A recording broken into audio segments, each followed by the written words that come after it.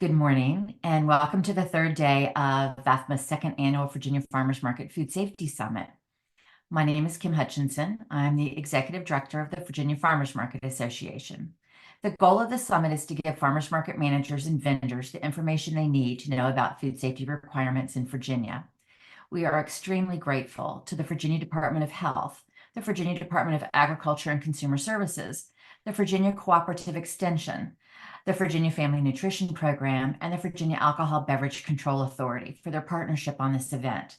I would also like to thank the USDA, Farm Credit, Virginia State University, Prince Charitable Trust, Virginia Fresh Match, Virginia's for Farmers Market Lovers, and Farmers Market University for their support of VAFMA and Virginia Farmers Markets. Today we're recording each presenter, and we will share these recordings as well as links to the resources that are shared throughout this summit.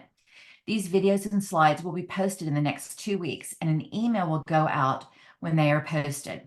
We have shared all the questions that you submitted with our presenters.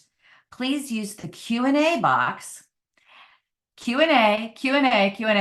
If I say chat, I do not mean chat, I mean Q&A. So please use the Q&A box to ask any additional questions you may have. We will collect the questions and answers, and we will send those out as well as we will send them out to you as soon as we have them. The Virginia Farmers Market Association, or VAFMA, as we call it, is a membership organization whose mission is to support farmers markets through education, networking, advocacy, and innovation that supports the growth and sustainability of farmers markets statewide. If you find our trainings and resources valuable, we encourage you to become a member or donate to VAFMA today. Visit vafma.org for more information. Today, we're going to hear from Virginia ABC and Virginia Cooperative Extension. We're going to hear from Mark Hallman, Special Agent in charge of compliance of Virginia Alcohol Beverage Control Authority. So get all your questions ready for anything that has to do with alcohol regarding a farmer's market. And then we're going to hear from two speakers from the Department of Food Science and Technology of the Virginia Cooperative Extension, Dr. Lester Schonberger, Associate Extension Specialist, and Melissa Wright, Associate Extension Specialist. We're going to wrap up at the end and circle back one more time with any additional questions. So without further ado, I'm going to turn it over to Mark. Mark, take it away. Well, good morning. Give me a second here to share my screen. Hopefully I do this right. All right. Hopefully everybody can see that. Maybe I get a thumbs up. All right, perfect. Well, good morning. My name is Mark Hallman. As Ms. Hutchinson said, I am the special agent in charge of the compliance unit with the Virginia ABC in the Bureau of Law Enforcement. What I'm in charge of is overseeing the regulation and licensing of manufacturers and wholesalers in the Commonwealth of Virginia. But I have been with ABC for 20 years now and have done a little bit of everything here. So a lot of the information that I'll be giving you also kind of deals with our retail side of the business, dealing with the farmers markets and things that you can and can't do with alcohol. Is very generalized information. So I'm happy to share that with you. I think there's been some questions about utilizing alcohol in the production of boozy type food products, as well as items that are of medicinal purposes, such as tinctures, and then also flavoring extracts like vanilla and bitter. So I will be addressing those as part of this presentation. Also, I will be talking about some other items when it comes to the actual farmers markets that are taking place. I know it's very popular to have breweries and wineries and distilleries try to participate in some of those farmers markets, perhaps offering their products for sale to go. And I think there's been some questions related to on-premise consumption of those products as well. So I will try to address that. If there's something obviously that I don't cover here in this presentation, I think there's some time for some questions and answers that we might be able to take some of those questions. And I'd be happy to answer that. I will throw the caveat out there that any of the information that I'm giving you today is not legal advice. I just have to put that disclaimer on there. I'm talking very general about a lot of these items. Much of what we deal with in the alcohol regulatory world is spelled out in code and regulation, but Some of those codes and regulations are from 1934, as we're going on our 90th anniversary here. So they've been on the books for quite some time, and the alcohol market has changed very progressively in the last few years. There's a lot of what we would call gray area that we have to fill in. A lot of scenarios become very fact specific. So I will also throw the disclaimer out there that if you see something happening out in the market and it appears a certain way, chances are a couple things could be going on. One, Virginia ABC has not been made aware of it or asked about it, or it appears a certain way, but that's not exactly what is going on, and that business has consulted with Virginia ABC and everything is okay. So what I would really encourage everybody to do, and I've got some contact information at the end of this presentation, before you do anything involving alcohol, it is always better to ask, give us a call. We are a resource, and find out if what you're trying to do is legal in the Commonwealth of Virginia, because the one part of our job we don't like is having to come and be the bad guy and say that this business model doesn't work in Virginia and you're already in flight and you've invested a lot of money into it, and we don't have a path forward for you. So I would certainly encourage always making that contact prior to engaging in any kind of activity involving alcohol. All right, let me see if I can switch my screen here. I got multiple screens here. All right, so the first thing I'm going to start with here is the Code of Virginia definition of alcoholic beverage.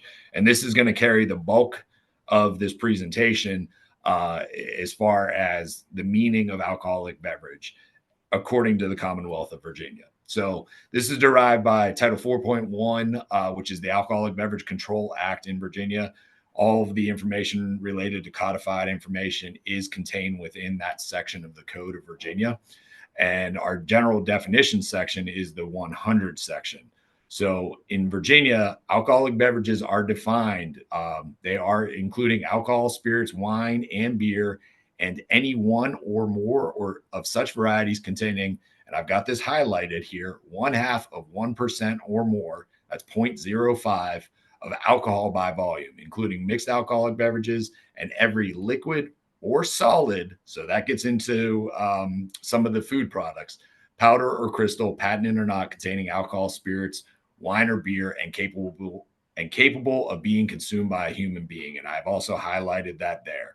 So any item in Virginia, whether it's a traditional beer, whether it's a traditional spirit, whether it's a traditional wine, or it's a product that contains one of those items and it is capable of being consumed by a human being, that has 1/2 of 1% or more alcohol, it is an alcoholic beverage, and it is subject to the jurisdiction of the Virginia ABC. And in most cases, utilizing a product where you're trying to sell a product that meets that definition, you will have to have some sort of license or permit from the Virginia ABC to operate. And again, based on the questions I received, I know a lot of this has to do with some boozy products, medicinal products, and we're not talking about traditional beverages like wine, beer, or a distilled spirit. But that term alcoholic beverage does include any item that is 0.5% or more, and it contains alcohol, and it is subject to that jurisdiction of the Virginia ABC, and most likely would require a permit or a license to manufacture and or sell. So with that being said, we're going to talk about some other items in here. And I'll also throw this out there because I think just in my experience in farmers market, this is a product that kind of tends to come up. And just in my experience here at ABC is kombucha. And kombucha falls into this same category of alcoholic beverage. So, and I know there is a trace amount of alcohol in a lot of production of kombucha. If it contains 0.5% or more, then it is an alcoholic beverage. To manufacture those items that are of alcoholic beverage nature, that are kombucha, it requires you to have a brewery license to make that. So to sell that product that contains an alcoholic beverage or an alcohol content of 1/2 of 1% or more, you would need a license to produce that and or sell that. If it is less than that and the final product does not contain more than 0.5% of alcohol, then we do not consider that an alcoholic beverage. It's more or less a non-alcoholic drink, and that does not require a license to sell that product. So I do put that out there because, again, I know that I've seen some kombucha out there in the markets. It is a very popular item at farmers markets, and certainly happy to discuss that a little bit further. Those, again, just because of it depends on how you're producing those items, what the final product is, and how you're marketing it. It kind of determines what is needed from Virginia ABC. There's not a one size fits all approach to those items. So certainly, if that's something that is in the audience's business plan, and you want to discuss that further, I would certainly, you'll have my contact information at the end of this presentation, and I would encourage you to reach out to me. I will add in related to that definition, the burden of proof of whether your product is non-alcoholic or alcoholic generally resides on the producer. So if you are producing an item that, like a baked good that has alcohol in it, like a rum cake, for example, that burden of ensuring that it is less than 0.5%, if you're not properly permitted or licensed, falls on you, the producer. We do receive complaints on those items from time to time, whether they're being sold, commercially, or they're being sold commercially at a farmer's market, and we do investigate those. And we will get a sample and test that, and if it is above the threshold there, it is a violation of law in Virginia. Selling alcohol, which, again, going back to that definition that I've got there, selling alcohol in Virginia without a license is a Class 1 misdemeanor. So it does carry a penalty with that, a potential jail sentence with that. So to my earlier statement, we certainly would like to help businesses out. We're here to provide guidance and be a resource. So we don't want to have you find yourself in that position. So if you have questions about what you're producing, the best thing to do is to reach out to us. Share your information, and every detail does matter. Like I said, one detail that you fail to give us or fail to mention could change whether or not you have the ability to do what you want.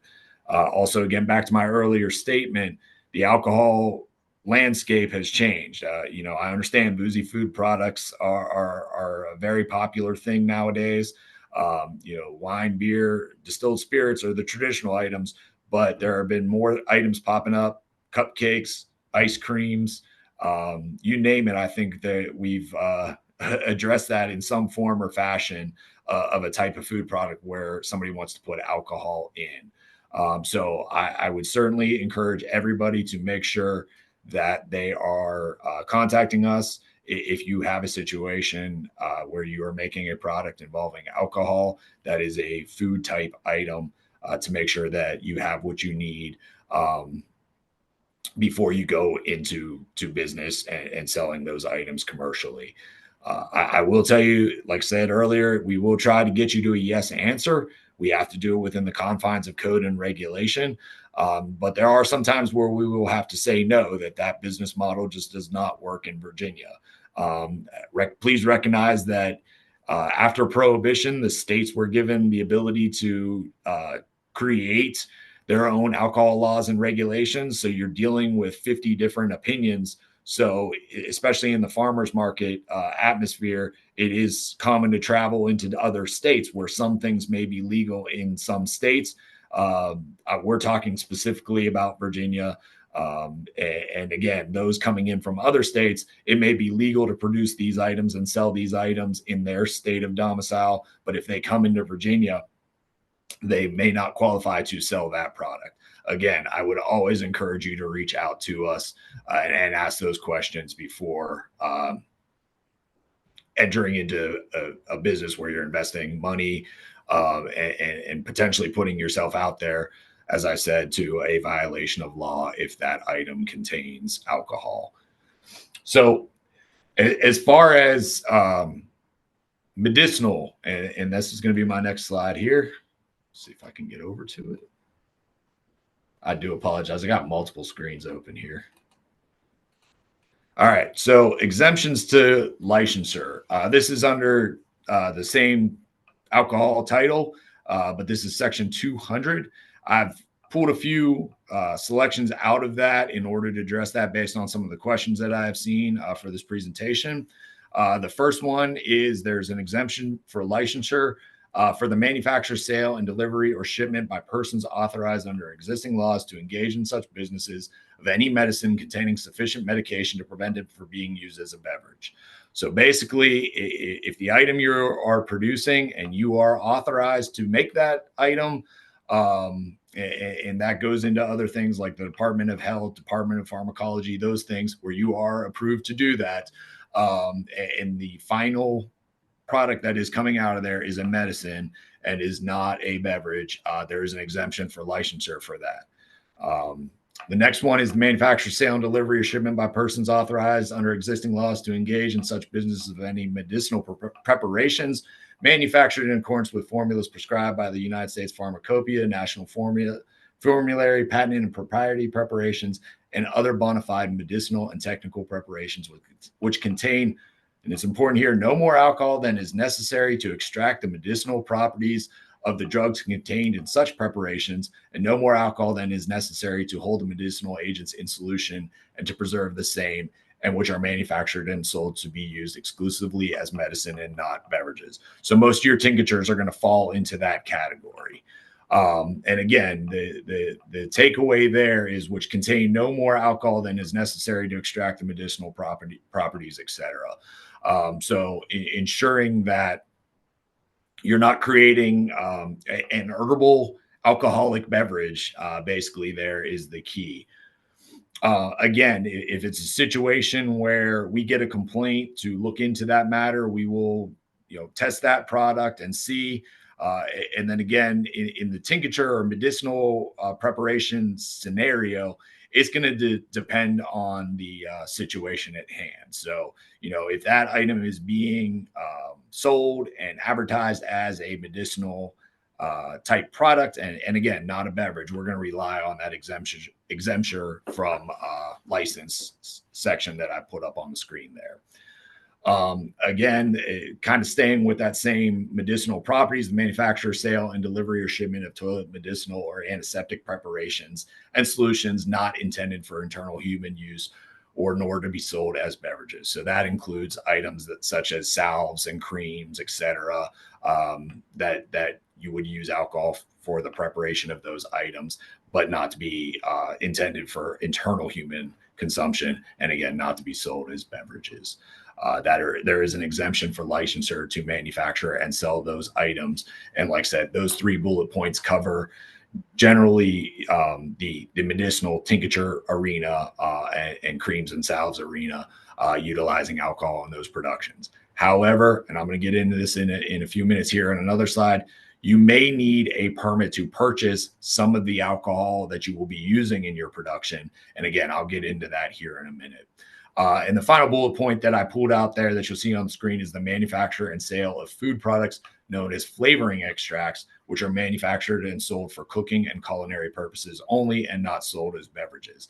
And this would include items such as bitters and vanilla, and general extracts that are for flavor enhancement and cooking preparations. And again, the same rationale under the medicinal type items. It depends on how you're marketing and selling that product, whether or not we would consider that a beverage. But generally speaking, most extracts are not to be consumed. Most bitters are not to be consumed directly from the bottle. They are flavor enhancers to be added to other drinks, cocktails, baked goods, food items. And those are, again, exempt from licensure. Now, like I stated earlier, you may need a permit or license to purchase the alcohol that you're using in those productions. I'm going to get into that in a minute. I will add, just from history, what I know of some of these items and what we've run into in the past. If you are distilling your alcohol in these preparations, if you have a still in which you are running whatever it may be to produce ethyl alcohol to make these items, Possession of a still without a permit or license to do that is not only a violation in Virginia, but is also a federal violation as well. So if you intend to use a still to produce spirits in making some of these exempted items, please contact us. We do have what's called an operational still permit. You will have to have federal permission in order to obtain that from us. But there is a path forward for that. But I have to throw that caveat out there because, again, in some of these productions of these type of items in the past, we have been approached about using stills to do them.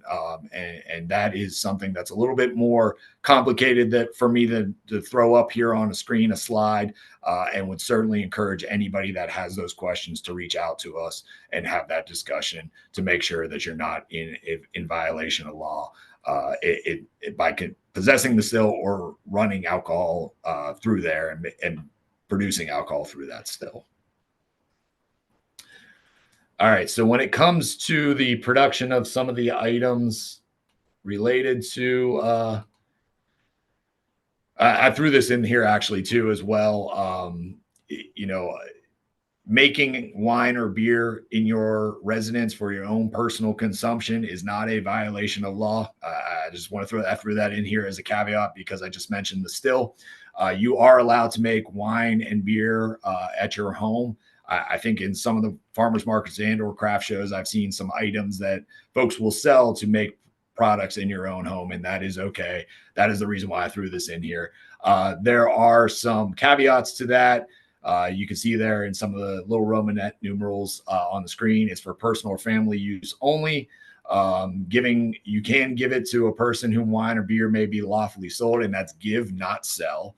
And you can give 1 liter of wine per person per year or 72 ounces beer per person per year, provided it's not to promote some sort of business. Again, this is for personal consumption. And then there are some caveats in there, and this may apply to some of the markets where there might be some sort of judging going on where there's the appropriate license to do that, to bring those items like a home brewing contest or something like that. That is something that it is allowed. But again, if your market or somebody you know is interested in this, there are a lot of nuances. I would certainly recommend reaching out to us and speaking to us about that prior to engaging in that activity. So let's talk about some of the permits needed if you're utilizing alcohol in the production of some of those exempted items. We have what's called an industrial alcohol permit. That's if you're buying bulk spirits from a alcohol producer. Generally, this is in large quantities to make items. You do need a permit from us in order to do that. And that manufacturer should require you to have that permit in order to purchase for them. There's certain purposes where you could get those. I've highlighted the one that's applicable to this audience, which is those items we just talked about in exemption. So we do have applications available on our website for this. That link is linked there on the bottom there. These ones are a fee of $10 where the order is in excess of 110 gallons during a calendar year, or a fee of $5 for lesser amounts. And then there's a 5% fee of the delivered costs attached to that by the designated by the permittee. So this one is if you're going to a bulk industrial spirits producer that you're buying essentially totes of spirits to make that product in large batches and quantities, you would need this type of permit from us. And this is something we can issue it to make sure you have the ability to purchase that. And like I said, most of those producers of those spirits are going to ask you to have this permit in order to do that. So what if you don't want to purchase large amounts of alcohol like that, and you just want to go to the ABC store and say buy grain alcohol that's 151 or greater? So what we do is we issue a grain alcohol permit.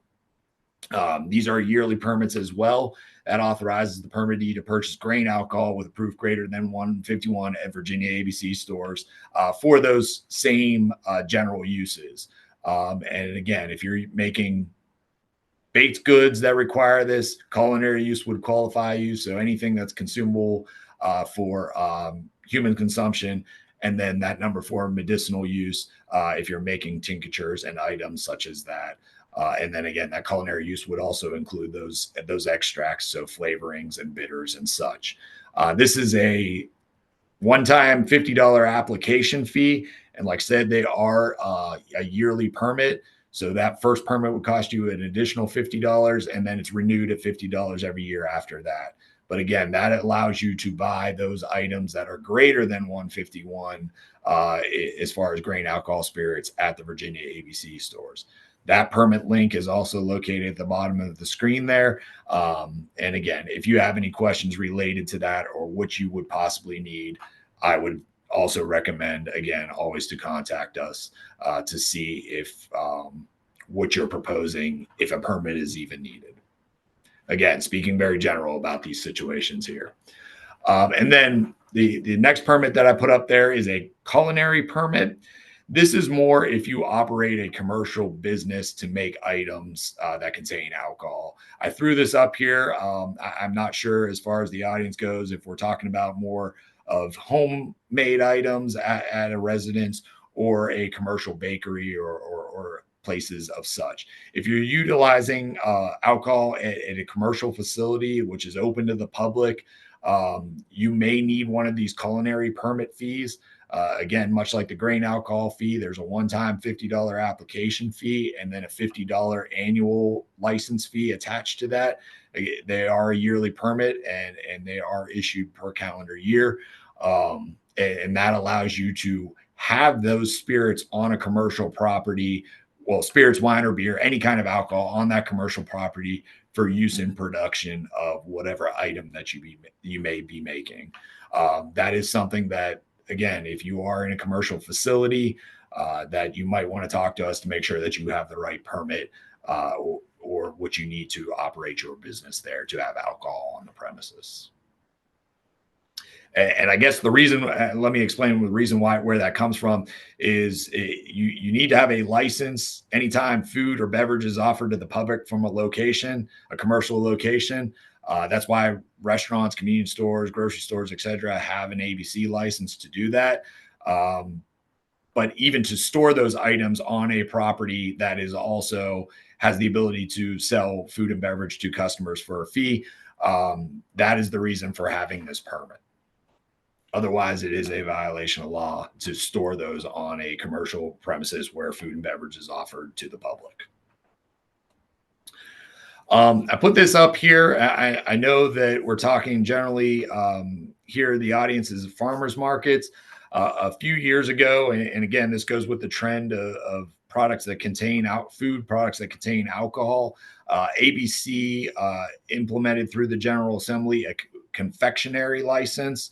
That confectionery license authorizes the licensee to prepare and sell on the licensed premises. So this is attached to a physical building that has an address, and it is a non-mobile license. So anything that's produced there has to be sold from that licensed location. But I want to put this out there just to make folks aware that it is available. Those confectionaries are for off-premise consumption only. And those confectionaries, it could be wine, beer, or spirits, must contain 5% or less alcohol by volume. And that's anything sold from that physical location.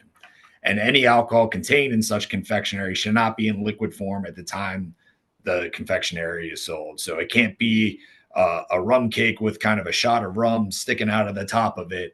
It's got to be baked into that final product. That license is a one-time application fee of $195. It is a $170 annual fee. And I've also placed the code section up there that deals with why is the requirement that the building actually needs a license, which is why, we have one license for your restaurant.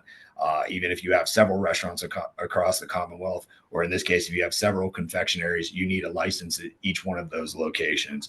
And we don't offer a mobile license for that product to move from location to location.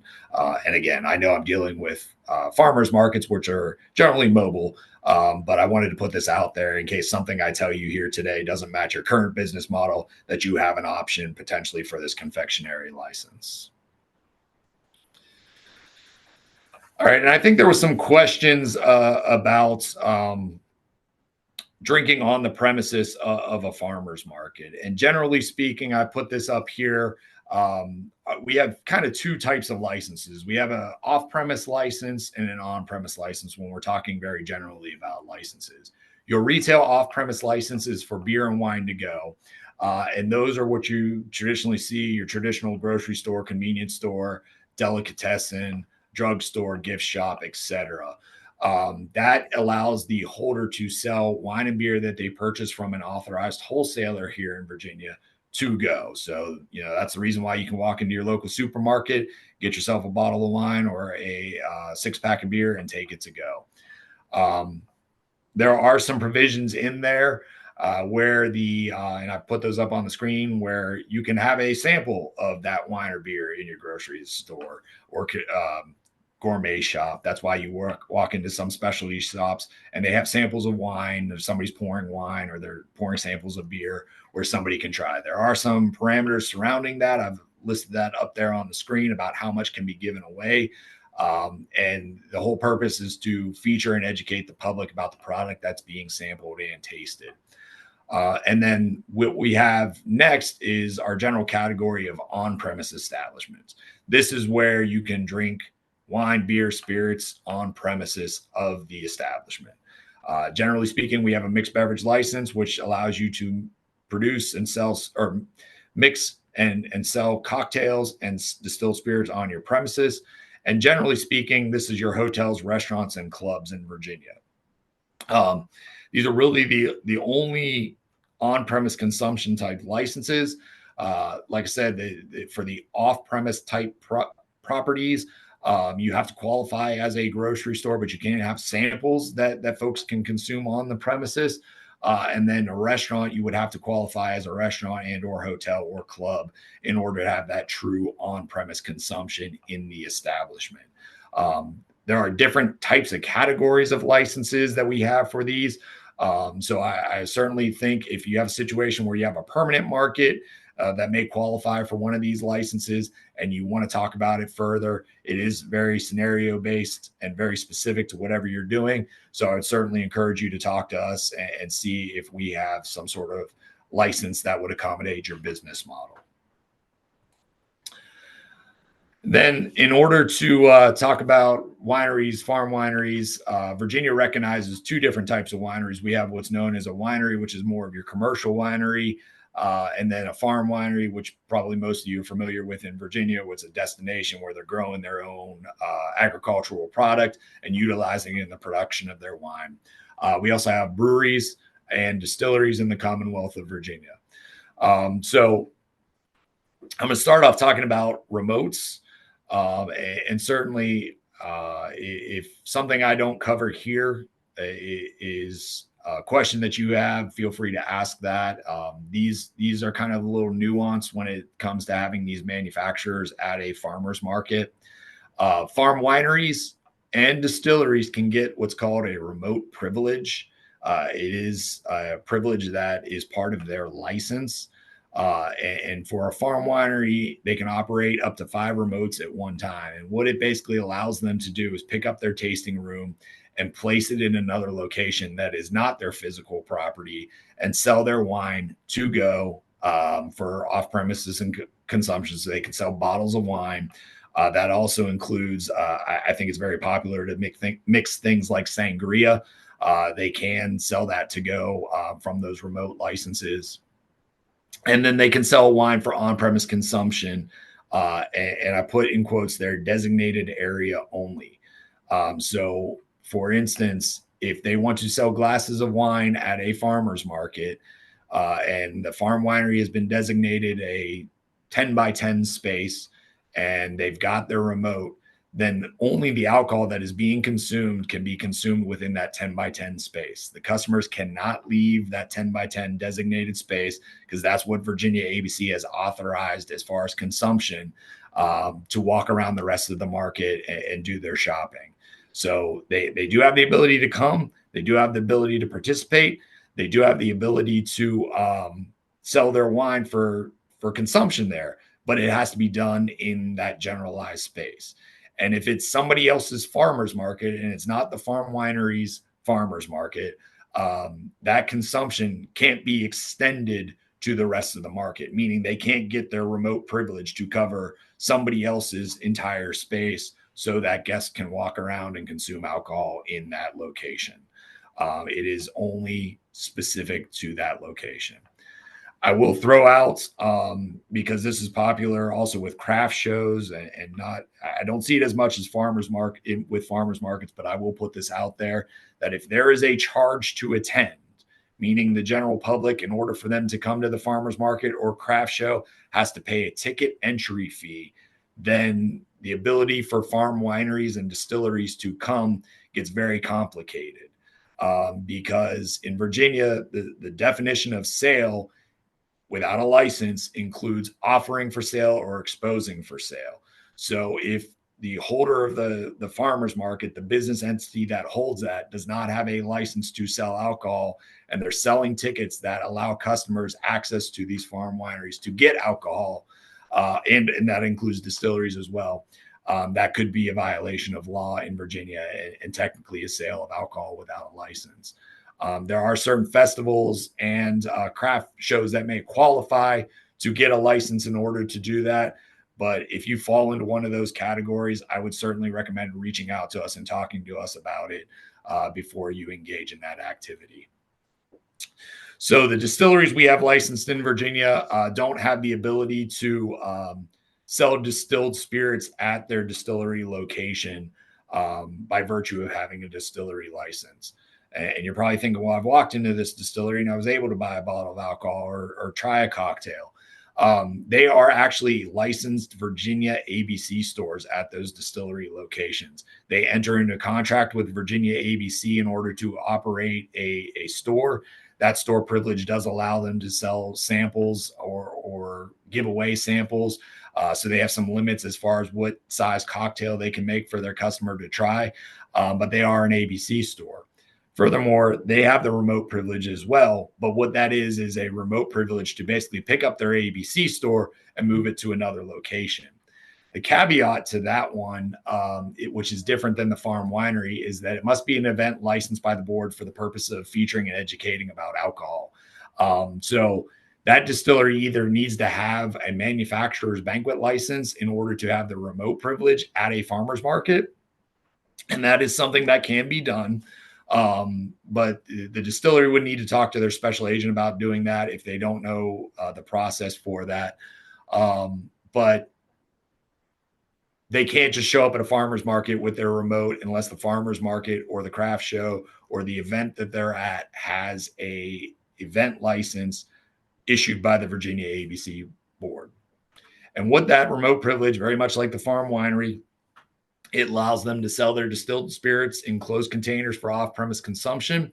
And then it also allows them to sell or give away samples of spirits for on-premise consumption. And again, just like the farm winery, it's in that designated area only. So if the distillery is given a 10 by 10 space or a 15 by 15 space, all the spirits need to be consumed in that location, and customers cannot leave and walk around the rest of the market or craft show or whatever it may be with that item. The samples, like I said, are limited by code. What it really comes out to be is they can offer up to 3 ounces of samples to a customer in a 24-hour period, or up to 2 1.5 ounce cocktails to those customers, and they can either sell or give those away. Now, when it comes to the remote privileges, it is just limited to those 2 categories: farm wineries and distilleries. The wineries that I referred to earlier as commercial wineries and breweries do not have the privilege to leave their location and sell alcohol at another location. So if you've got a brewery that's at a farmer's market that is selling their beer to go, that is a problem. They don't have the ability to come out there. So if it's something that is going on out there, we'd certainly like to know about it, and we can address that. And that goes for just those that are licensed as wineries as well. And if there's any questions related to that, please send that to us. and we can discuss that with you.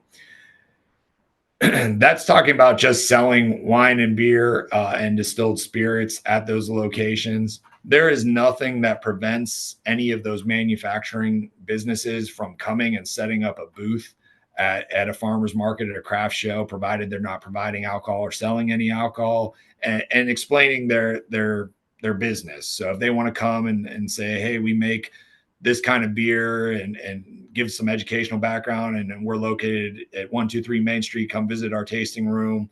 We make everything local.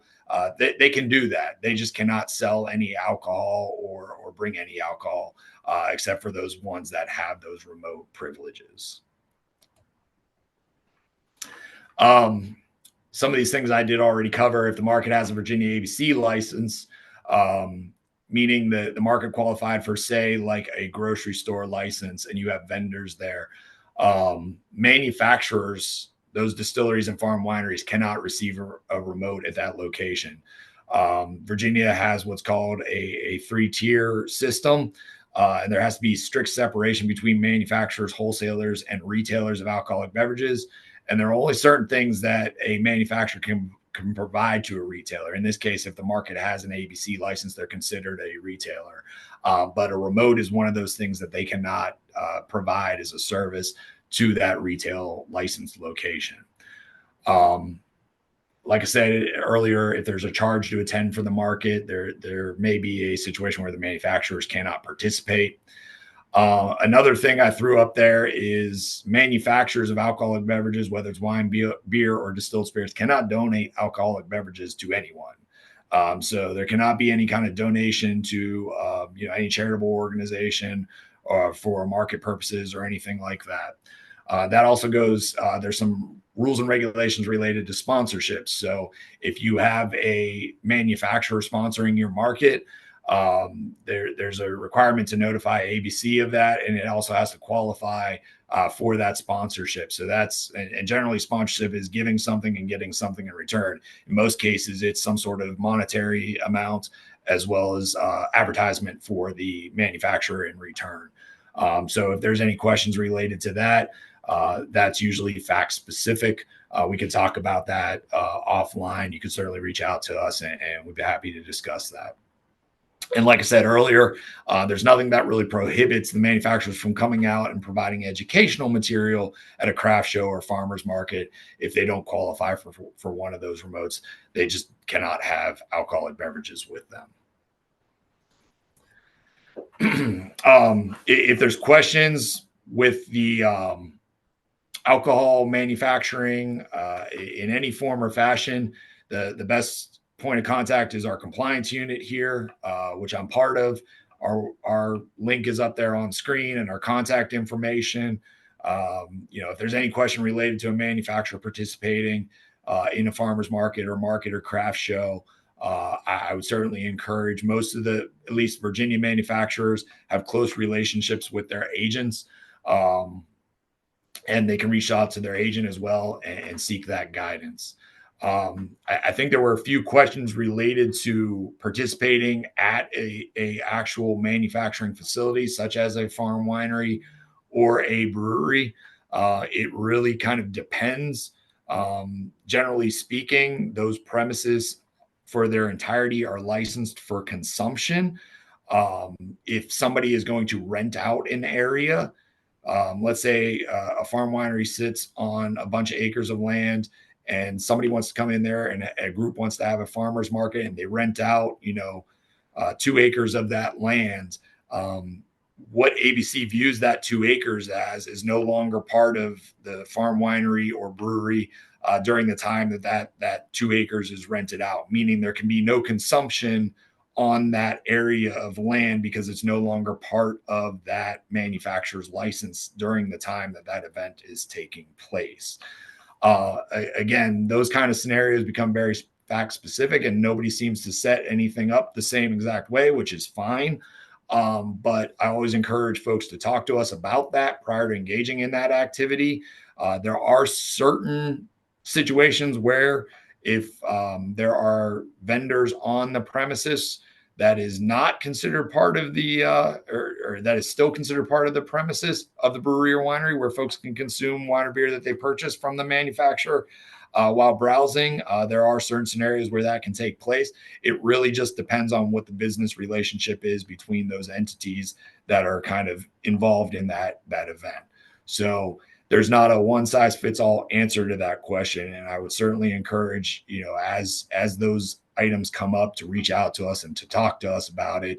And we can help guide you through that, that process. With everything, we can't tell you how to do something or essentially get around the law or break the law. And we can't offer legal advice, like I told you earlier, but we can certainly look at business proposals and tell you where we see red flags or issues, and offer some suggestions for correcting those issues. But everything kind of comes down to a business decision at that point. That's kind of everything that I have here. I think I actually went a little over. I apologize for that. There's my contact information. That is my direct email address and desk number. If you have a question, certainly you can feel free to reach out to me anytime. If I'm not the person that you need to speak to, I can direct you to the right individual if I don't have that answer for you. I will also put this out there. I didn't put each individual region's contact information out there, but that is available at that linked site. That map kind of demonstrates all of our regional offices for the Bureau of Law Enforcement across the Commonwealth of Virginia. Their addresses and direct telephone numbers are at that same website. If you have a question about something taking place in one of those shaded areas, please contact that region, and they should be able to assist you with anything that you may want to know about alcoholic beverages. And again, if they need to get you to somebody else, they will get you to the right individual to speak to here at ABC. And that's all I had. If there are any questions that we want to take now, or put in the chat. We have questions. Okay. Thank you, Mark. This is the first time that we've had ABC participate in one of our food safety summits, and I see we have been very amiss in not having you participate in previous years. I'm going to try and lump these together in categories. We have a lot of questions about being able to have alcohol at markets, sampling. Are vineyards able to provide sample? Just clarification.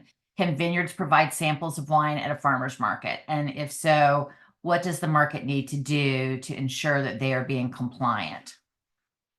So back to what I was speaking about earlier, they need to have that remote license or that remote privilege for the farm winery. And that's really all that is needed in order to give samples and or full glasses of wine. Now, I will put the caveat, and the farm wineries do know this, that any sample they give on a remote privilege has to be charged, or the customer has to be charged for.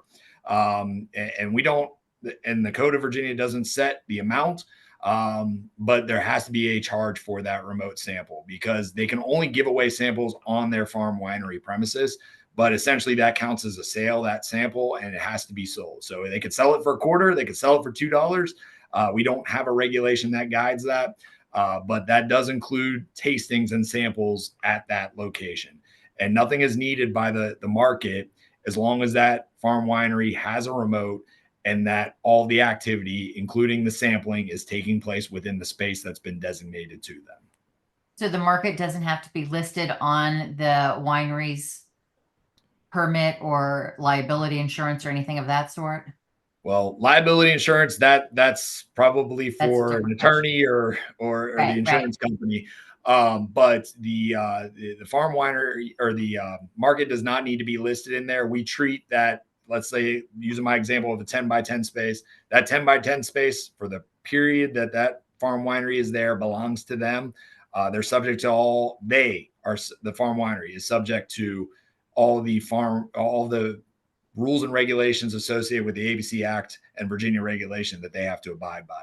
But the market does not need to be on that license. We generally will ask when those farm wineries get a remote for a point of contact for where they're going to. So usually they'll list maybe whoever's heading up that market's contact, because we may call and verify some information to that individual just to ensure that the farm winery can be there. Okay. So when you're talking about the 10 by 10 designated area, can you speak specifically to what constitutes a designated area? For example, can a market establish a designated area that includes multiple vendors and a seating area? So can they block off a larger space in their market and call that a designated area where they have multiple alcohol vendors there? No, they cannot do that. Each remote is specific to the winery. They can block off a space where they have multiple wineries. Like, let's say they have 6 wineries and each has a 10 by 10 space. They can all get a remote. So you have 6 remotes there. But we look at it as there's essentially 6 10 by 10 businesses in those locations. And then the alcohol can only be consumed for that particular. If they come to Mark's Winery and they get a sample, they have to stay in Mark's Winery to consume it. If they go to Joe's Winery, they can't take Mark's sample over there. They go over, they finish it in Mark's Winery, go over to Joe's Winery, get their next sample, and they have to consume it in Joe's Winery. What you typically see where folks walk around and say like a wine festival, the wine festival is generally put on by a nonprofit that would qualify for a special event license, and that special event license is received in conjunction with the remote licenses. And that's why when you go to, say, a wine festival, you see folks walking around with glasses of wine, is because there's that overarching banquet license that allows them to do it. So if by chance the farmers market itself qualifies for a banquet license, and in order to qualify for the banquet license, they generally have to be a 501c3 nonprofit in order to get that. There could be a potential to have that seating area. But just generally speaking, if it's commercial for-profit market that wouldn't qualify for a banquet license, each one of those farm wineries has to be treated as a separate business, and their product can only be consumed on their designated area. And when I say designated area, that doesn't mean there has to be some sort of barrier. We recommend that primarily because it's the responsibility of the farm winery to ensure that the customer isn't leaving from Mark's to go to Joe's with alcohol they can't have. So putting up stanchions or ropes or something like that is always a good idea. It's not a requirement. We recommend it, but is something we don't require. Generally speaking, most farm wineries will set up under like a 10 by 10 tent and have some tables, kind of in the center of that. And as long as they're staying in that kind of area, that's usually the designated area. Okay. So when you were talking about nonprofits, can a market that is not some of our markets are nonprofits, but if a market is not a nonprofit, let's say it's a municipal market, can it partner with a nonprofit to then come in and sell alcoholic beverages at the market? No. It has to be the nonprofit's event in order to qualify for the license. So if the nonprofit approached a market and said, "Hey, we'd like to throw this event in conjunction with your market," they would probably qualify, but not the other way around. Okay. All right. So let me see. Now I am going to go back to the beginning of your presentation when you were talking about samples and of what is there a specific amount of product that you need to have in order for a sample to be done to see if it falls under that 1/2% booze? So are you talking about an amount of sample that ABC would need? Yes. So we're Or only who's doing the test. I guess the testing is being done by somebody like Virginia Tech, which we'll talk about, and then you're using those results. How does that work? I guess would be the better question. so we're only going to ABC is only going to look into it if we get a complaint and there's some sort of criminal violation going on there, meaning selling without a license. Somebody sends us in a complaint that says, "Hey, Joe's Bake Shop is at the farmer's market and they're selling, 10% ABV cupcakes." Right. So we, most likely ABC is going to obtain a sample and test that potentially if we're conducting an investigation. But when it comes to the actual sample of the product, the producer, whoever's making it, is going to need to seek out another resource, like you just mentioned, to test that on their behalf if they don't have the ability to test that on their own. The burden to ensure that it is less than that 0.5% is on the producer. Okay, and we're going to be talking about testing with our next presenter, so I won't drag you down that rabbit hole, but I appreciate that answer. So when you were talking about boozy products, we have a question here. Does a person need a permit for boozy jams? The jam is actually heated during the canning process. So the alcohol that's going into the jam is heated. And then how would that person, what type of a instrument can that person use to test to make sure it's not boozy? Well, I don't have the answer to that, the last part of that. Right. Again, the ABC doesn't have any laws or regulations on how to test. Okay. So that might be something that they'd have to maybe talk to the next presenter about, Okay. or find a way to find a product that allows them to do that. If the alcohol is being cooked off, again, the burden is on that producer, so they need to make sure that whatever that final outcome of that product is, it's less than 0.5%, Okay. in order to be able to just kind of sell that in markets freely. But generally speaking, if it's more than that, that we don't offer a license besides the ones that I went over in this presentation to sell a product at, say, a farmer's market that is over that 0.5%. So that item really could not be sold unless it's sold from somebody that has a Virginia ABC license at one of those physical locations. And then furthermore, that product would have to qualify in order to be sold in one of those other locations. And I will tell you, and this has been the challenge over the last few years for ABC, and that's why we had the introduction of the confectionery license. Our codes and regulations don't recognize those alcoholic beverage food products. And we don't have a way, generally speaking, of approving those as such, because it has to be approved as a wine or beer or a low alcoholic beverage cooler in Virginia. And there's very specific definitions of those items. So again, if the product, whether it's a jam, whether it's barbecue sauce, whether it's cupcakes, the producer has to ensure that's less than 0.5%. The burden is on them. And if they want to sell it as what constitutes a non-alcoholic product in Virginia at a farmer's market. Okay. So before we get into the more complicated questions about tinctures, let me ask you the simple question that I think I could probably answer. Is a market allowed to mix up cocktails and sell them at the farmer's market and then sell them to go at a farmer's market The market itself, or a vendor?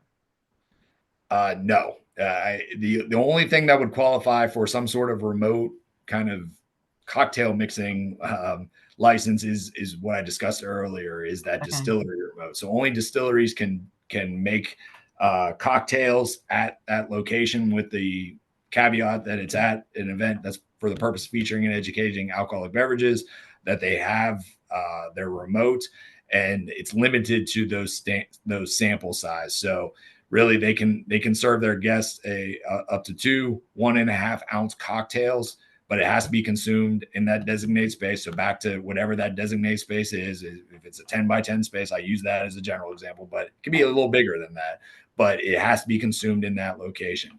The distillery stores do have the ability on the remote to sell cocktails to go, because that is a privilege that they can do at their ABC store, but that's to go, and it has to be consumed off premises at that consumer's home. Because drinking, if they walked out of that 10 by 10 space, walked in the market, popped the lid off and started drinking it, technically that consumer is drinking in public. Okay. We have several municipal markets. As municipal markets, they have banquet licenses. If a municipal market has a banquet license, does that mean that the staff of the municipality have to go and purchase the alcoholic beverages and serve them? Or can the manufacturer come to serve the beverages? So that's probably going to be a little bit nuanced depending on the scenario and situation. I don't think there's going to be a one size fits all answer to They that. It should reach depends out on to how you. the banquet license is set up. It depends on what the intention of the banquet license holder intends to do at Mhm. that location, would dictate what action they would need to take. So in those particular scenarios, they have to go through an agent to get those banquet licenses. That they should have that discussion with the agent to let them know exactly what they plan to do at that location in that market. Then that's going to dictate how the manufacturer can interact and what they as the banquet holder need to do as far as obtaining alcoholic beverages. Okay. And in this case, probably it's a scenario where that market should reach out to you directly regarding their specific situation and see what they need to do if they want to start selling or having alcohol at their market. All Yes. right. Does a farm winery with remote privilege need to keep any documents if they're at a farmer's market? So they need to have that approval for their remote located with them at that location, generally visible. ABC does come by and check those from time to time to ensure that they have those. But really, all they need is the remote approval. They, as far as their sales go, that's behind the scenes for ABC and that farm winery. But the only thing they need present with them is that remote approval. Okay. If baked goods are less than the 0.5% of alcohol, do we need to age restrict or confirm that buyers are 21 years of age or older? So if that earlier definition in my presentation is what's considered an alcoholic beverage, if it's under that 0.5%, it's not considered an alcoholic beverage, and can be sold as a non-age restricted product. We wouldn't view that item as an alcoholic beverage for the purposes of Code of Virginia and underage possession. But if it's over that, if it's a rum cake that they've poured the straight rum on after it's baked, and so it's considered over that percentage, they would need to verify identity before they verify age before they sell it. Well, if it's over the 0.5%, back to the jam example earlier, Right. they probably couldn't sell that at the market. So it would kind of almost be a moot point whether they could sell it to Okay. underage or check, or if they Okay. would check ID or not. All right. Um, so back to vanilla and tinctures. Um, does a vanilla maker need a permit and not a full alcohol license to make use of the ABC order site for bulk pickup for vanilla extract? So you would need a permit, whether it's that industrial alcohol permit that I mentioned earlier or a grain alcohol permit in order to purchase those quantities of alcohol. You're going to need one or the other. Yeah. Okay. All right. So we have some confusion on tinctures. How do you get authorizations? You were talking about authorizations, might have been under the exemptions to manufacture and sell medicinal tinctures and extracts that are exempt from licensure. So if it meets those qualifications of the code section that I put up there, those exemptions, then they don't need anything from us. They don't need, something in writing saying this is exempt, but it has to meet those qualifications in code. Under pharmacology or all of the Yeah. different other under Department of Health and under Department of Pharmacology and all of that. Okay. So, and again, I will just reiterate, like every other product that's out there, this information is just specific to the alcohol component that goes into a product. Anything else, it still could fall under Department of Health, Department of Agriculture, Food Safety. It could fall under any other organizations too. So if they're making tinctures and they want to make sure that they are able to get the authorization for the medicinal category, they have to get approval externally from those organizations that you listed.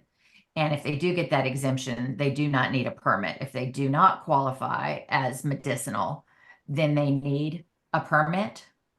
If they do not fall into that exemption, very much like the alcohol products that go above 5%, there may not be a path forward in Virginia to manufacture and sell those. So I would certainly recommend if somebody's in that category to reach out to us so we can understand what they're doing and have a conversation to see if it does fit in that exemption category or if there is an optional path forward, maybe under some sort of manufacturing type license. But I think that's going to be fact specific. So I would certainly recommend we don't. And this was the challenge. I know some of the questions that you had, Ms. Hutchinson, were can you address boozy products? And can you address tinctures and address bitters? The code and ABC doesn't really recognize those items, but we understand that those items exist and we have to find a way to either fit them in or say that they don't fit in. So again, those particular items, that's why I don't have a slide that specifically says these are the rules and regulations related to those exact things. Because it's really going to be fact specific and what the business intends and plans on doing. So I would certainly recommend, once again, if there's a question on specific their business plan or model that we didn't address here, that may be a little bit more nuanced and complicated than something we can just talk about generally here, that they reach out to us and we will connect them with the right individual to speak to. I appreciate it. Tinctures come up. We have tinctures at a good majority of markets, and kombucha and vanilla and bitters. That's why I was asking. So where tinctures are concerned, just to make sure we understand, either they have to fall under one of those, either they have to have approval from one of the authorizing agencies to get the qualification as being exempt to be able to be sold, or they can't be sold. That's generally what I'm saying, and I'm not saying that, Okay. that they can't be sold, but otherwise, if and the reason why is because whatever that tincture ABV is going to be more than that 0.5%. So Right. much like the food products, if they don't fall into an exemption, it's going to be considered an alcoholic beverage, and you would have to have a license to sell that, and there isn't a license available to be sold at a farmer's market. So Okay. to answer your question very broadly, yeah, if they don't meet that Okay. category, then generally no, they might not be able to sell that at the farmer's market. So as a market manager of a farmer's market, I would need to ask that tincture vendor to provide me with proof that they fall under the exemption if they want to sell tinctures at my market. Well, And maybe, I can only give you, it's recommended that whoever's running that market from a liability standpoint to right, ensure that, at least, and I can only speak to alcohol. If somebody is there that has a product that contains alcohol, borderlines with alcohol, that market owner, and again, just a recommendation, make sure that business has the appropriate licensure or whatever they need to be there to reduce their own liability. so to take that a step further, because we talk about this all the time, because this seems to be true across all areas. If a market manager does not make sure that their vendor is being compliant with the law regarding alcohol, then the market manager can also be considered, can also be liable for any violations of the law. I can't say yes or no to that. It's going to depend on the totality of the circumstances. Much like anything in the ABC Act, it's always going to rely on the totality of circumstances. If, for instance, we're doing an investigation, if there's gross negligence there, I mean, the liability to that market holder may be more present. If they did their due diligence and it was an oversight, chances are that it may not impact them. But I can't say for sure. It's going to be fact specific. Okay. But that's why my recommendation is always kind of err on the side of caution. If you don't feel right about it, it involves alcohol, you can always call us, or Right. if you don't feel comfortable about it and you don't feel like you have everything you need, my recommendation would be, just excuse that vendor or deny that vendor until they can provide that information. Right. And I know and I asked because the National Insurance Association has said regarding liability insurance that liability insurance would be voided if the market manager doesn't make sure that their vendors are compliant and something happened, then their liability insurance would be voided. So I'm assuming we're just trying to find out if it's the same as it gets down to agency level. I have a couple of questions here again, and I know that you addressed this, but would you please just state it one more time regarding baked goods like cake pops, things of that sort? If they have alcohol in them, what do they need to do in order to be able to sell them at market? If they have alcohol in it and it's above 0.5%, like I said earlier with the jams and such, it's probably not going to be able to be sold at that location as a farmer's market. Unless they potentially were like, say, a brewery or a winery and they have the license to sell those Right. items as a manufacturer. If it's less than 0.5%, we don't consider that an alcoholic beverage. So if the final product has less than 0.5% alcohol in there, it's not considered an alcoholic beverage, and generally, basically not regulated by us. Okay. So those could be sold freely. If a vendor, so when you said unless they're a brewery, so if a brewery is selling alcoholic cake pops, does that brewery have to make them themselves, or can they buy them from a vendor wholesale and turn around and sell them under their alcohol license? Again, very nuanced, but generally Okay, speaking, yeah, if a manufacturer makes something, those manufacturers' license have an on-premise consumption privilege. okay, And back to my earlier slide, the wineries and distilleries can leave and go other places, and the breweries and commercial wineries cannot. But there are paths forward for some of those businesses to sell items on premises, just like a restaurant would, pursuant to a okay, customer's order. So, like that's why when you go to a restaurant, sometimes they have like alcoholic milkshakes or something like right, that, because they have the ability to do that. Some of those manufacturers have the ability to do that on their premises of their location. But if they don't have a remote, they don't have the ability to take those outside of that designated licensed location. okay. And I know that Lester and Melissa are going to talk about how you test baked goods, how you test kombucha, etc. But can you just reiterate one more time? You've said that any product, including kombucha, that contains 0.5% or more of alcohol, requires an ABC license. Is that correct? Yes. So Regarding any basically, kombucha? it, Yeah. it would be considered an alcoholic beverage if it's more than 0.5%. And like I said, or back to that earlier definition, it's anything it's capable of being consumed by a human being. So really anything you eat, drink, Right. is if it's more than 0.5%, is considered an alcoholic beverage, and you would need a license to sell that. And there may not be a qualification for a license for every single product in every single scenario. But certainly, again, it's something that you probably want to talk to us about. Okay. We're speaking very generally here, but Right. very generally speaking, if they're making something that somebody can eat or drink, and it has more than 0.5% of alcohol, it's considered an alcoholic beverage, and it is subject to having a license and subject to regulation and oversight by the Right. Virginia ABC.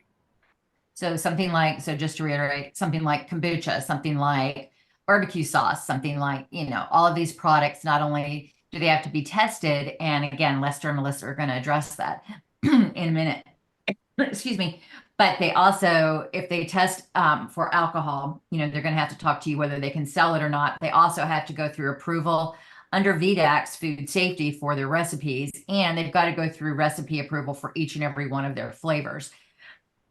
So just keep that in mind. Any last questions for Mark? If in regards to kombucha, if the alcohol content is less than the 0.5%, what documentation should be requested of the market? Just that, again, not a Virginia Same that, ABC yeah. law or regulation. It's just something that the owner would of the market would feel comfortable knowing that whatever the business that he or she has asked that question of, shows that they've got it appropriately tested, and the product they're selling is less than 0.5%. Right. I don't have a rigid something. This is exactly what they need. Right. They just need to see proof of the testing, et cetera, or something to know that the product is under the correct percent to be Right. able And to be sold. back to my due diligence comment, if the owner I said, know. "Hey, look, they showed me this document and it said it was, less than 0.5%, and they had it tested."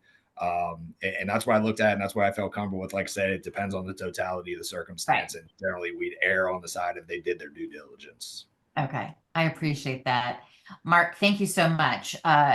It's a lot for everybody to assimilate, and I so appreciate you being here and answering all of these questions. You have been just so generous with your time, not only today, but over the past several years as I have been asking you all the questions.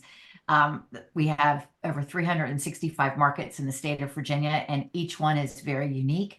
And all of these little one-offs come up. So thank you so much for sharing the overall totality of what is expected regarding ABC, but also being willing to help us safely sell to consumers our fabulous products and knowing what we need to do, as well as being available to answer any questions. You said it about 50 times during today's presentation to reach out to your office. So get ready. I think people will be reaching out with questions. And I really appreciate all of your time today. We will take your slide deck and make that available to everybody, as well as all of the questions and answers. And if we have, I don't know if you have time to hang on, if there are any other questions. If not, I'll send those to you. And I think we've got some markets that will be reaching out to you to see what they need to do in order to be able to have ABC on their sites, et cetera, too. So thank you so much. Sure. It is greatly appreciated. And I think we're going to move on. I have said many times during Mark's presentation that this will be answered in the next presentation. And so I hope that they were madly behind the scenes prepping to be able to answer all of these questions for you on testing. At this point, what I'm going to do is I'm going to turn it over to Lester Schomburger, who is the with the Department of Food Science and Technology of the Virginia Cooperative Extension at Virginia Tech. Dr. Schomburger is the Associate Extension Specialist, as well as Melissa Wright, who is also the Associate Extension Specialist out of Virginia Tech. And they are now going to talk to you about testing, as well as all of the amazing things that they do with their labs and some of the resources that they have. So without further ado, Lester and Melissa, I'm going to turn it over to you. Thank you. Great. Thank you so much, Kim. Hi, good morning, everybody. As was shared, so throughout this whole summit, you have heard from many people about training, about testing. And so we, Melissa and I, are going to be talking about some of the resources that we can offer through Virginia Cooperative Extension. As was shared, my name is Lester. I'm an Associate Extension Specialist in our Department of Food Science and Technology. Melissa, do you want to say hi?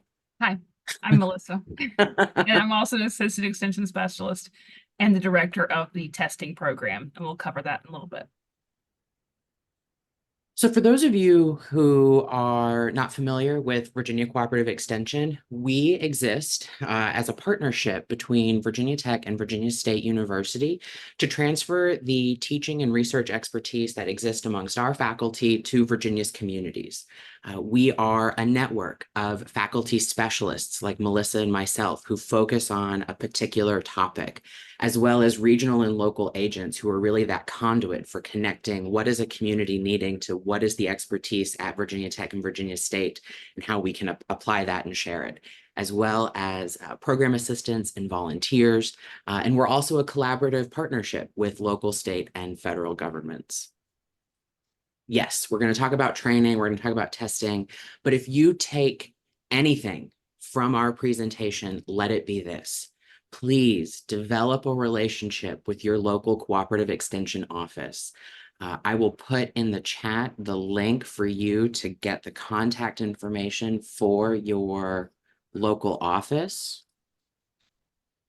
And why I'm saying this is because your local agents will want to meet with you and understand how your market is operating. What are the needs of your market? And they know how to best connect you with us as faculty specialists. Now, we're here to talk about food safety, and we've shared our contact information and it'll be posted to the website. But if there are other needs that your market has that can be met by some of our other faculty specialists, they'll know how to make those connections. And we, being Virginia Cooperative Extension, have presence in every locality in Virginia. So please, again, if you take anything from this presentation, if you haven't already, I would strongly encourage you, whether you're a market manager or a vendor, to develop a relationship with your local extension agent. And so why do we care so much about food safety when it comes to markets and things like that? 1 in 6 people are going to have a foodborne illness every year. Many of those go unreported because people don't realize what it is until they're a couple of days into their symptoms. But it can end up costing people their lives. So we try to give everybody the information they need on the front side of food safety so that we don't have these kind of occurrences, on our watch and anyone's watch. The biggest symptom when it comes to these kind of things is diarrhea, which, you can have from a lot of different places. So people don't always realize they may have a foodborne illness, but also obviously any sort of gastrointestinal upset, sometimes a fever. And so those folks who are really at most risk are going to be young children, pregnant women, older adults, those who are immunocompromised, people who are on dialysis or chemotherapy for cancer. And there are a lot of really bad complications that can follow you through life. It can cause spontaneous abortions, death blood clots, all kinds of different stuff. So this is the reason that we do every day what we do, is to make sure that we can educate people about food safety. Farmers markets sometimes get a bad rap for outbreaks and things like that. But outbreaks happen in all kinds of places. So this is not meant to target farmers markets in any way. But cut melons are one of those things that it's a temperature controlled item once it's been cut. And if it's handled inappropriately, if it's temperature abused, there could be a problem. And so this particular outbreak was in Colorado.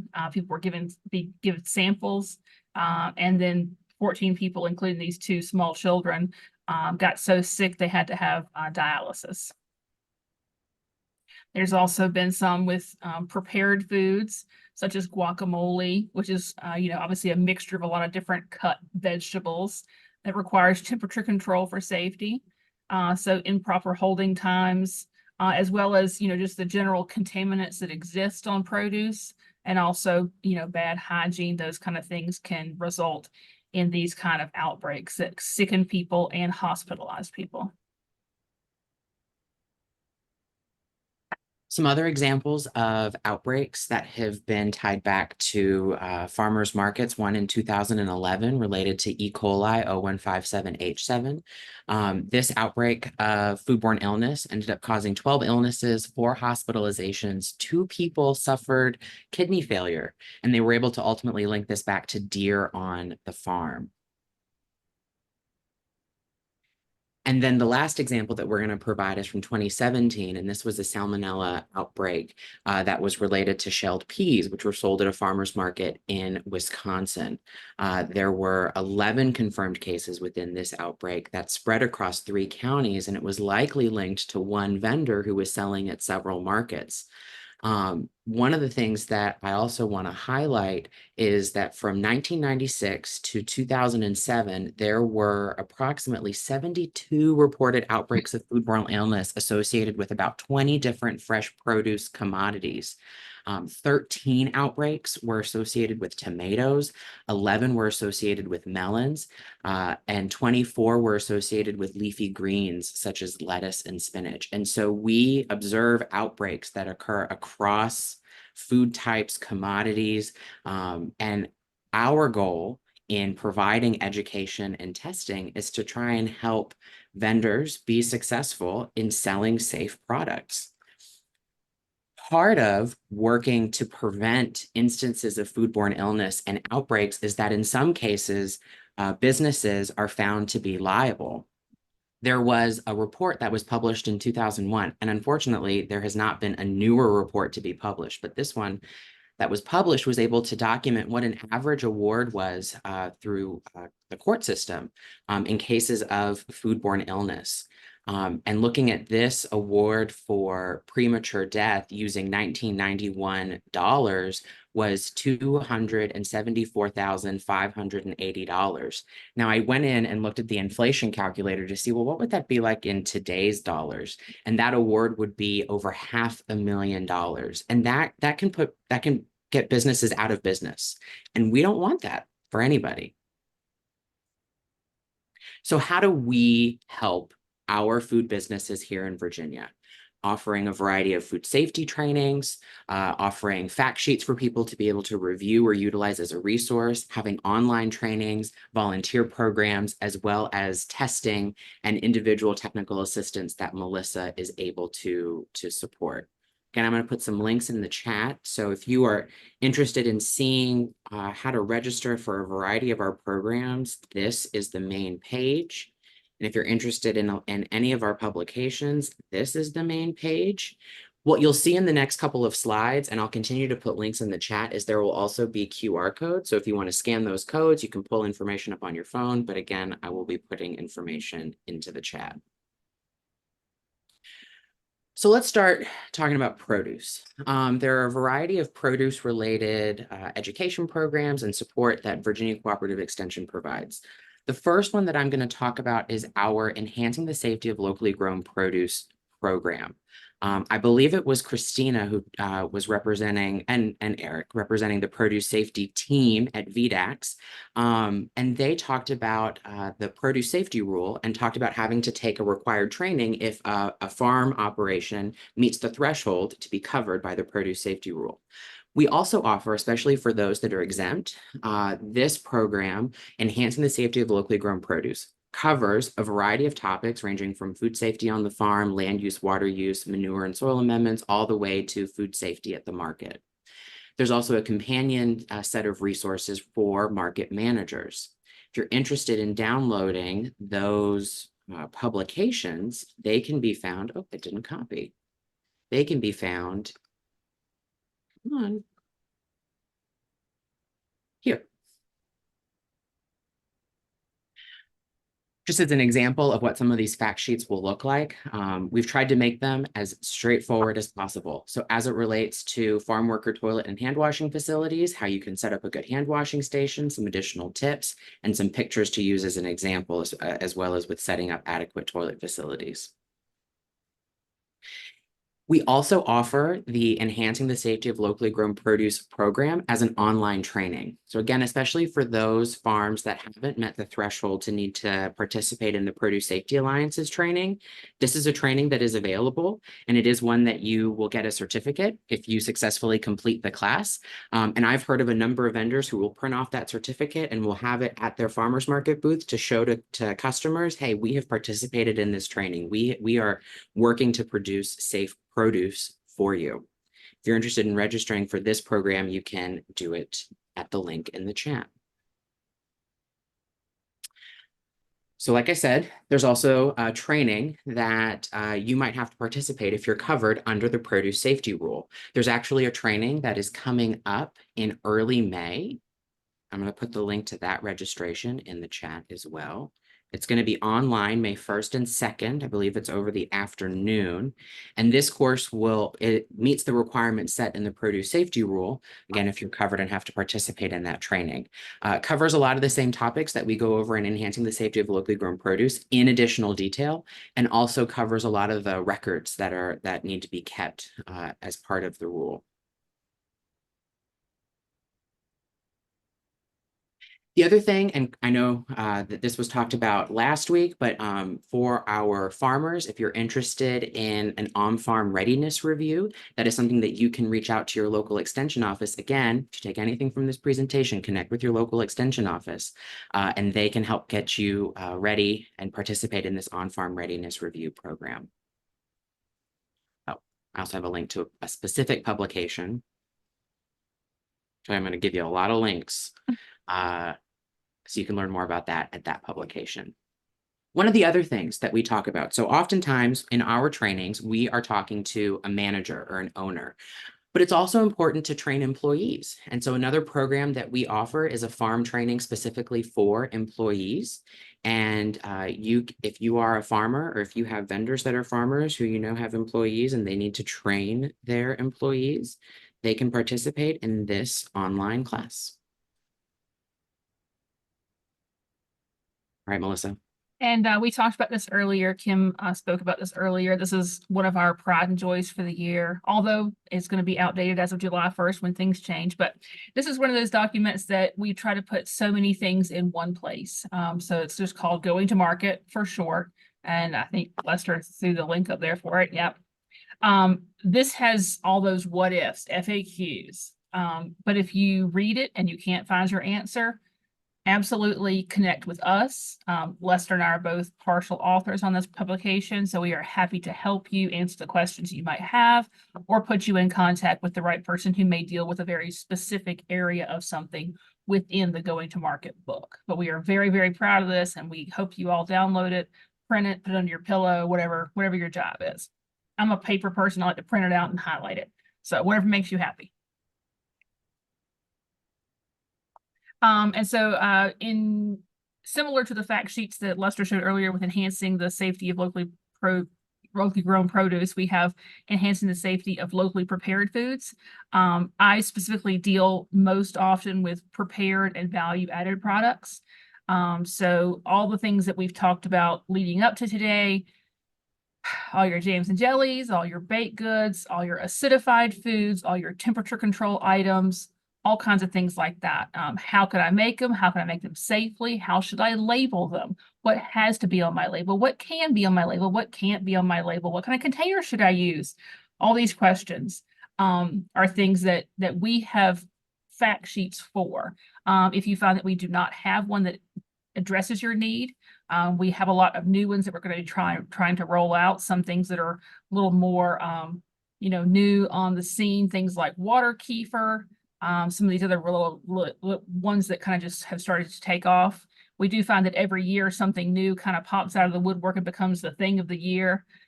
So, whatever it is, we try to be ahead of that game. But if you find that we do not have a fact sheet that addresses something you really want specifically, please absolutely contact us. And so the link for that one. Okay. Yep. So that's the link. The most recent link is the one for all those fact sheets. So look around, download the ones that are appropriate to you. And if you find that you have things that you need, please absolutely let us know. And so here's some examples. And so this one's about samples, about food samples, why you would want to do it, how do you prepare them, how do you hold them, all those kind of different things.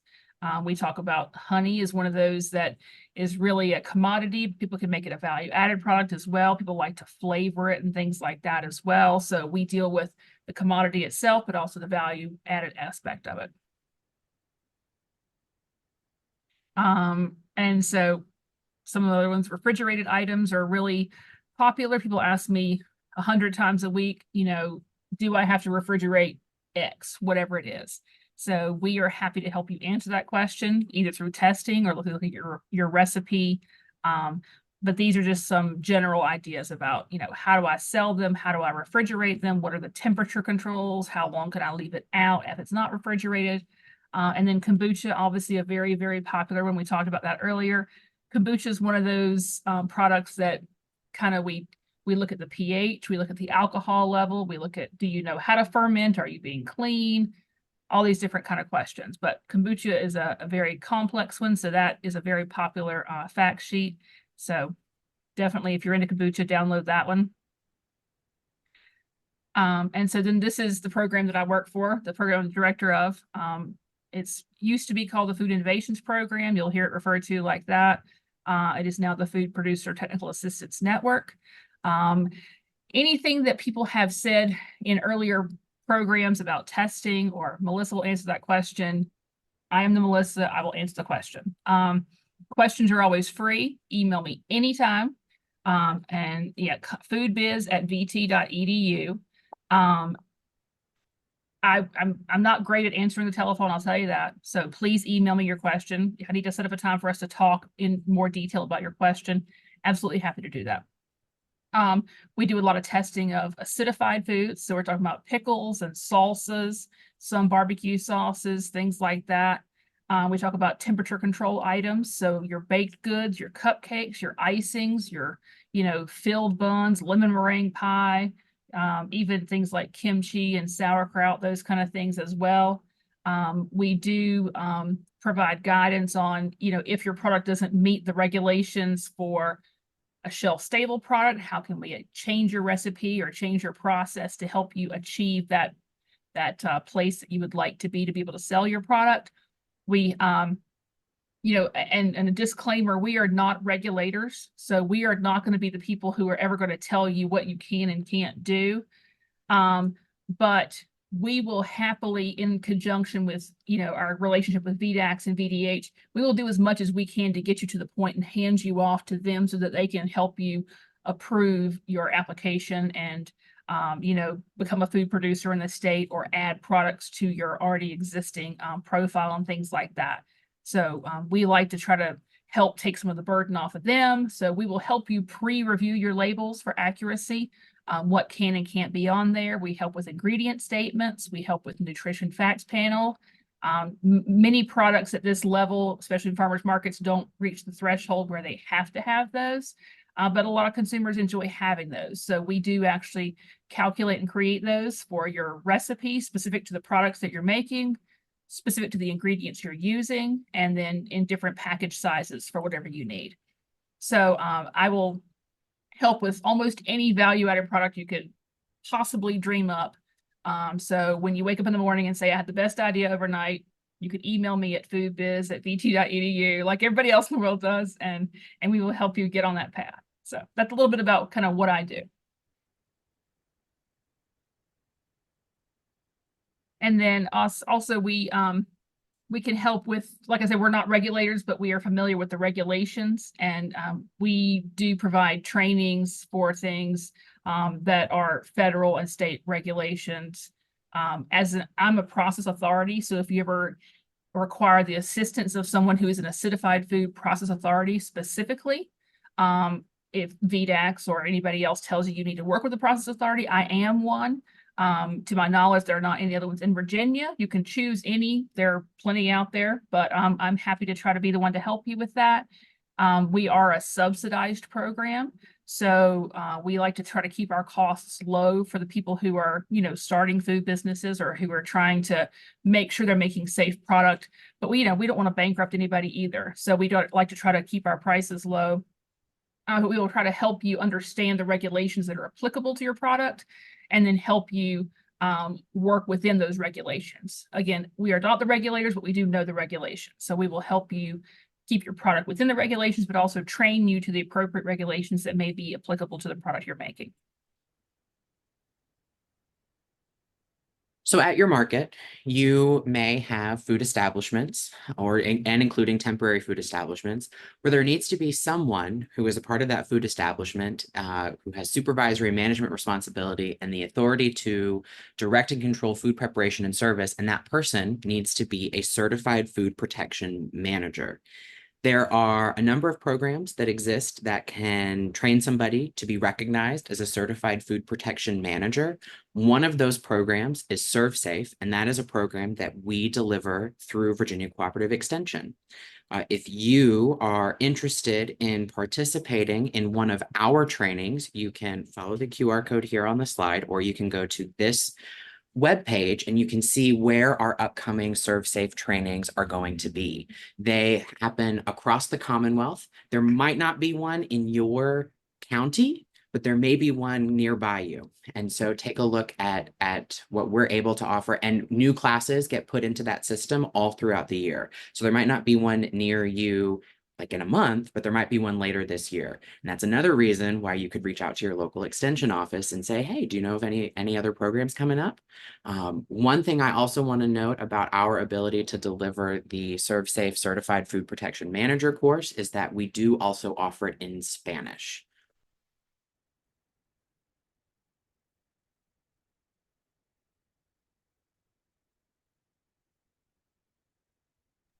Sorry, I was answering a question.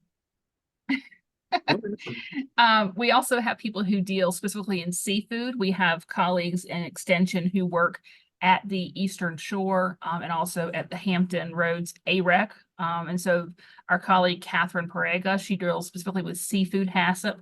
So there are different species that require people to have seafood HACCP training before they can handle or process these products. And so Catherine is one of our colleagues. If you need help in this area, you can use the QR code there below. She does do seafood HACCP in English and in Spanish. And so if that's a need of yours, she's the correct person to contact. So you can use that QR code there, or you can contact us directly and we will put you in touch with her as well. Do you want me to take the next one so you can answer the question? Sure, that's fine. So in addition, you might have vendors that are selling meat or poultry products, or they're selling foods in the saluriform order, catfish. And there are similarly trainings that we deliver, led by Dr. Parga, so that you are meeting the requirements to sell those products. So I also want to give some shameless plugs for some of our extension programs that you might be interested in as a market manager. One being our Virginia Cooperative Extension Master Gardeners. Now, our Master Gardeners are volunteers that are trained through Virginia Cooperative Extension to deliver gardening-related programming, hence the name. There are local and regional Master Gardener chapters all across the Commonwealth. Why you might be particularly interested in connecting with Master Gardeners is some of our Master Gardener chapters operate programs where they will come to markets and recover unsold produce or other food items and be a part of distributing them to local hunger relief organizations, as well as receiving donations. So if there's like a customer who buys extra and wants to donate it at the market, they will take produce that way as well. So again, another reason to connect with your local extension agent. And if you are interested in learning more about our Master Gardeners, you can do that at this webpage. We also have a Master Food Volunteer program. These are volunteers who are trained to deliver food demonstrations and other health-related programs at the market. So again, you might connect with your local extension agent to say, hey, are there any volunteers? Also, SNAP Ed volunteers who can come to our markets and do some kind of demonstration with the produce or other foods that are being sold at the market that day. So Melissa and I have covered a variety of training and educational programs that we are able to offer. We are glad to field questions here. We can put our contact information in the chat again, and really appreciate the invitation to be here this morning and to connect with so many of you. Thank you, Lester and Melissa. If anybody has any additional questions, please drop them in the chat. We do have one. I have a couple of questions, and one of the questions that I have is, do you also offer in all of the classes that you teach, do you also offer the pressure canning certification program or a class on pressure canning?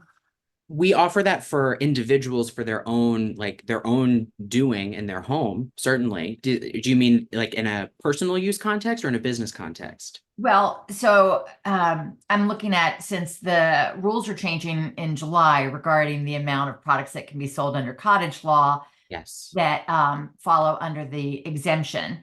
And I'm checking to see if you offer the classes for the professional pressure canning for home cooks that are canning products that fall under a certain level of revenue that they could then turn around and sell.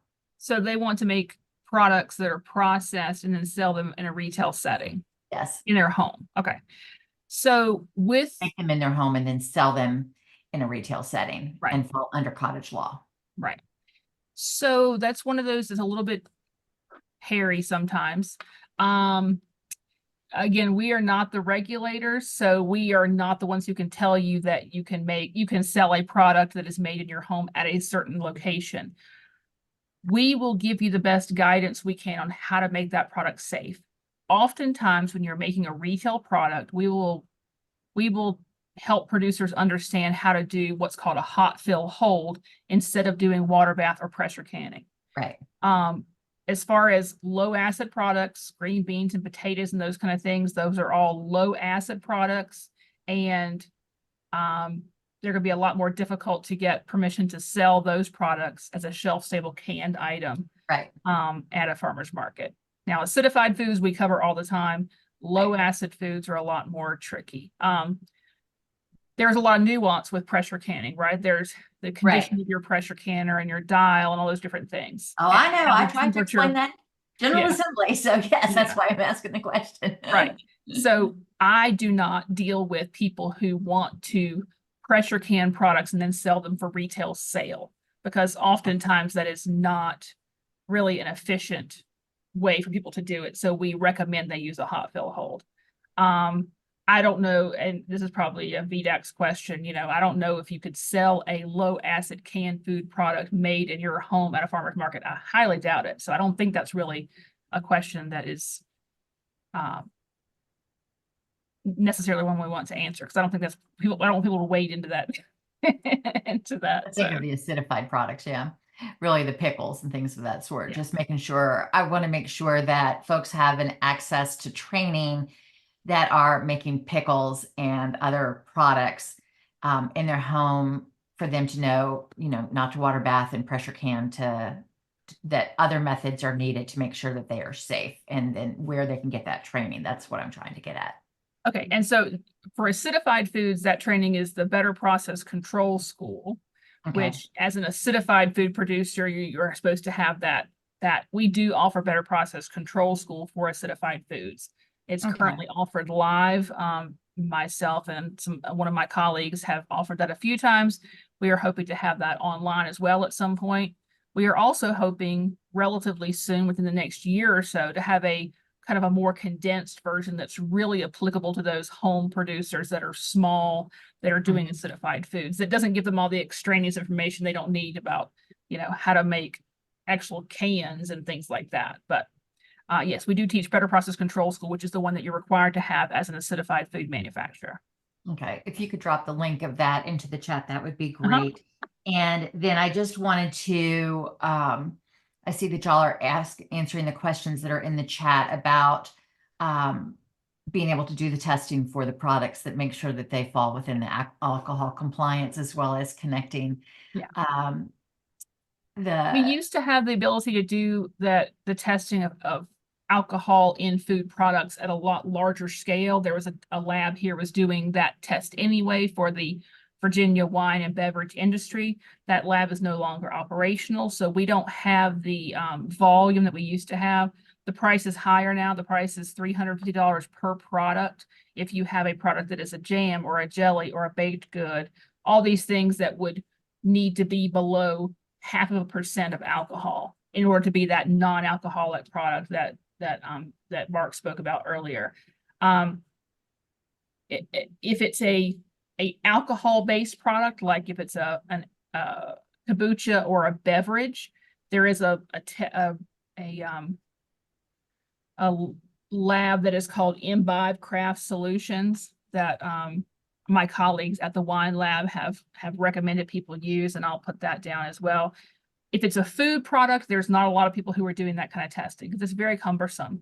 I mean, imagine you have like this boozy jelly, right? So you're going to have to extract all that alcohol out, which takes a long time to get past all the sugar and everything else that's in there, and then take that and run it through a pretty sophisticated instrument. It's very time consuming, pretty expensive. We are happy to look at your formulation and help you figure out mathematically, is it even possible that you may be above that 0.5%? If you're adding a really small amount of something to a really large recipe, we can say we've calculated it at this. Now, again, we're not the ones to approve that. We will tell that we'll put that on your report, and that report goes to VDAX. VDAX will do with it what they will. They may require you to have it tested in the end. They may not. But we will try to give you as much information as we possibly can about whether or not we think it will pass that 0.5% threshold. So. All right, thank you. And then we have a question about resale, which may be a VDAX question. Can a vendor sell in a resale store, like seasonings and apple butter and such? So things that fall under cottage law, do you mean?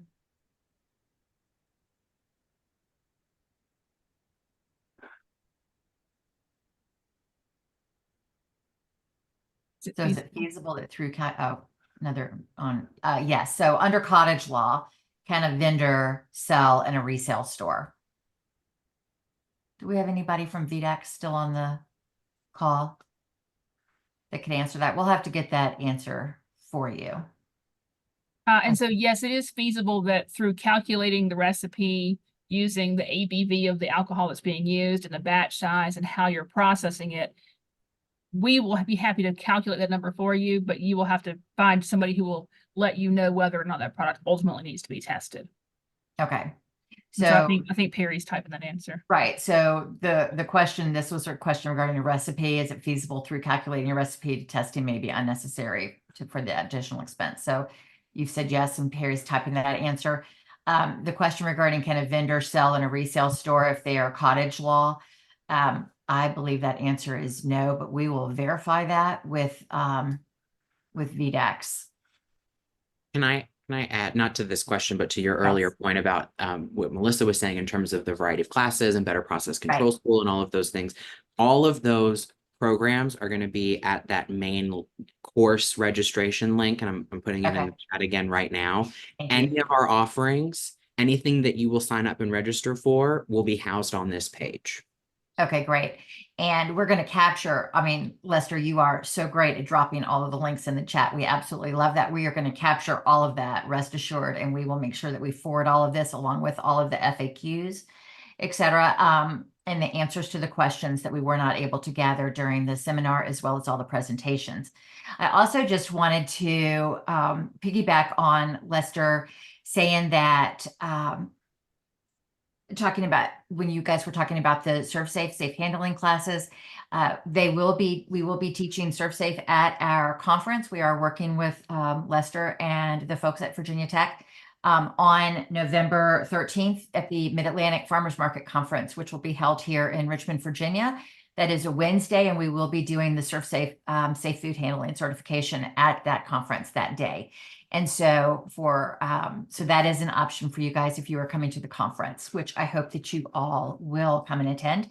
It will have both a experienced market manager, a new or wanting to be a market manager, as well as a vendor farmer track. So we will be running 3 tracks for the conference. And let's see, were there any last questions for our guest while we have you here? In addition, Mary Delicate has dropped in the chat the evaluation. Please just take one moment and fill it out. Your feedback from last year was so important that we completely changed the way that we were doing this training. And I think it was phenomenal to be able to do it very specific and to gather all the questions ahead of time so that the presenters could answer the questions and it could be targeted specifically to what you were looking for. So please just give us one moment and fill out the evaluation and let us know how we did and what you think about it and where you want to see us improve for next year. I also would like to thank at this time all of you for participating in this summit. It has been an amazing 3 days. Lester and Melissa, thank you so much for your presentation from the extension. Mark, thank you so much for presenting from ABC, all of the folks from VDAX and VDH that presented. We just could not do what we do as farmers markets here in the state of Virginia without your ongoing and continued support and flexibility and desire to please help us whenever we need it and to create the resources that we need to be successful. We also would like to thank all of our supporting partners for helping to make this event happen. Again, we're going to follow up in an email to each of you that has registered, and this email is going to include all of the links to all of the recordings and presentations and the resources that were mentioned today. I want to thank you very much for your participation. If you are unable to either participate in the summit for the first day or the second day, we will have those recorded and you can watch those again, and you can actually take a quiz to be able to get a proof of participation for these. If you have any last questions, please let us know. Otherwise, with no further questions, I'm going to thank everybody once again for participating and end our summit. Thank you all so much, and I hope to see you at the conference as well as see you at market. Thank you all.